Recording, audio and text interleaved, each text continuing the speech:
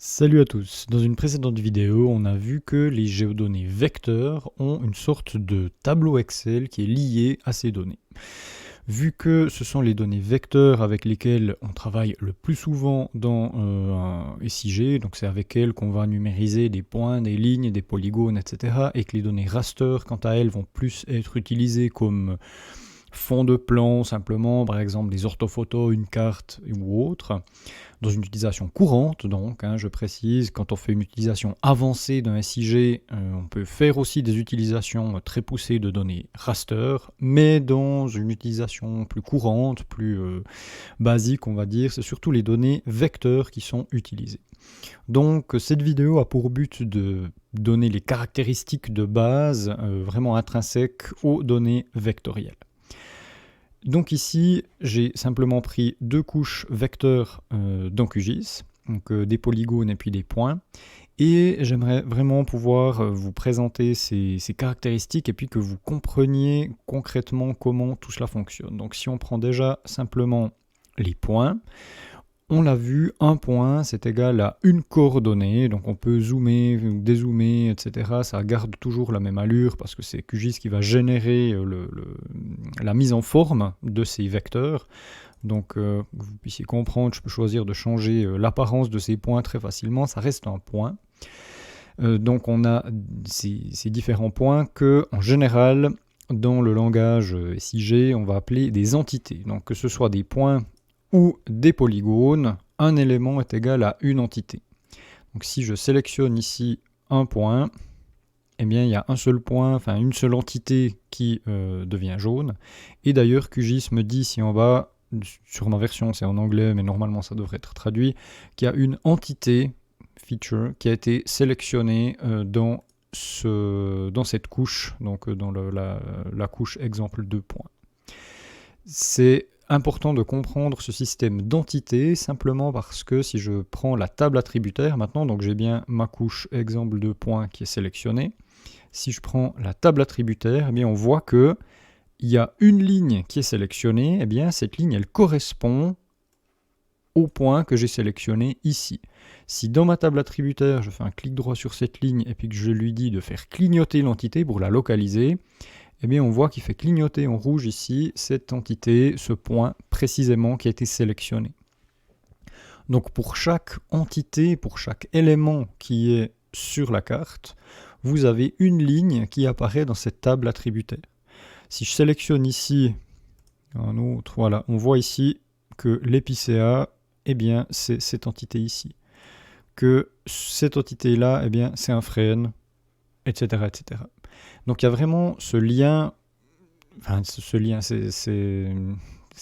voilà, c'est plus qu'un lien en fait, c'est vraiment, ça fait partie, pour chaque ligne qu'il y a dans ce tableau, eh bien il y a une entité, un objet ici sur la carte.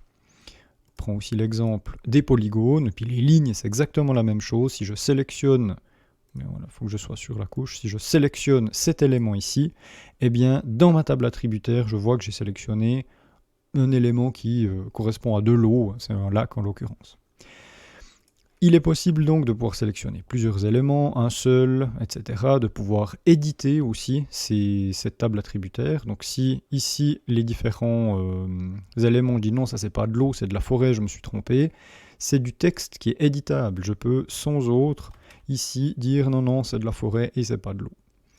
Donc ce tableau Excel, cette table attributaire, pour utiliser les mots exacts, qui est lié à ces éléments géographiques, un polygone, une ligne ou un point, eh bien ça permet de stocker énormément de données, tout ce qu'on veut en fait. On peut choisir de mettre du texte, des nombres à virgule, des dates, des liens vers un lien vers un fichier, de numéroter des éléments, etc.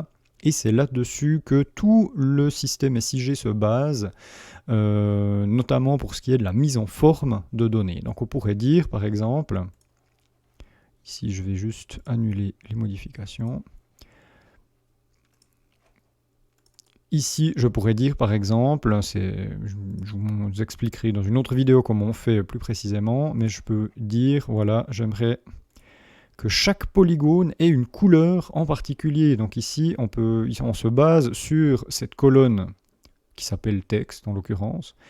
Et tout ce qui est forêt va être en violet, tout ce qui est eau va être en rouge. On peut changer les couleurs, on peut choisir. Donc ça, c'est un des énormes avantages du vecteur, c'est que tout ce qui est dans cette table attributaire peut être utilisé activement.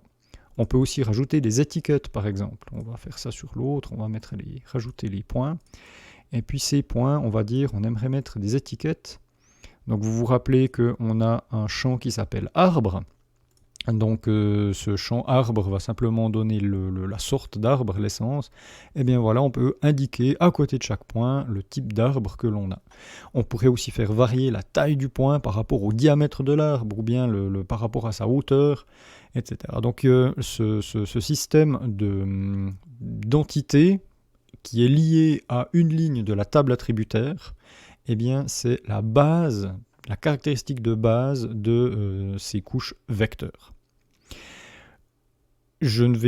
On pourrait aussi faire une analogie avec les couches raster qui ont des données dans les pixels, mais c'est beaucoup plus difficile à utiliser, on va dire, et c'est pour ça que dans les vidéos que je vous propose ici, je ne vais pas m'épancher sur ces caractéristiques raster parce que c'est une utilisation qui est beaucoup plus poussée. Tandis que cette utilisation ici de cette table attributaire et des éléments qu'il y a dans la table attributaire, eh bien c'est beaucoup plus simple. Encore un exemple, ici vous voyez qu'on a 4 colonnes au total, eh bien comme dans un fichier Excel, je peux sans autre décider de rajouter une colonne, de supprimer une colonne, etc. Donc voilà, c'était le dernier élément que je peux vous apporter comme description générale. Au niveau de l'utilisation plus avancée de ces couches vecteurs, je vous propose de regarder les autres vidéos, notamment qui traitent de numérisation, où je vais vous expliquer plus précisément comment est-ce qu'on va numériser des éléments, mais aussi comment est-ce qu'on peut utiliser ces données vecteurs, et aussi dans les vidéos où je parle de la mise en forme du style, comme ici on voit que j'ai mis différentes couleurs. Donc ces données vecteurs, cette table attributaire va vraiment être très utilisée. C'est important de comprendre ce lien entre l'entité en elle-même et les données attributaires qui sont liées à ces données, à ces entités. Donc rendez-vous dans toutes ces autres vidéos où je vais aborder plus précisément ces nombreux points pour pouvoir utiliser le mieux possible ces données vectorielles.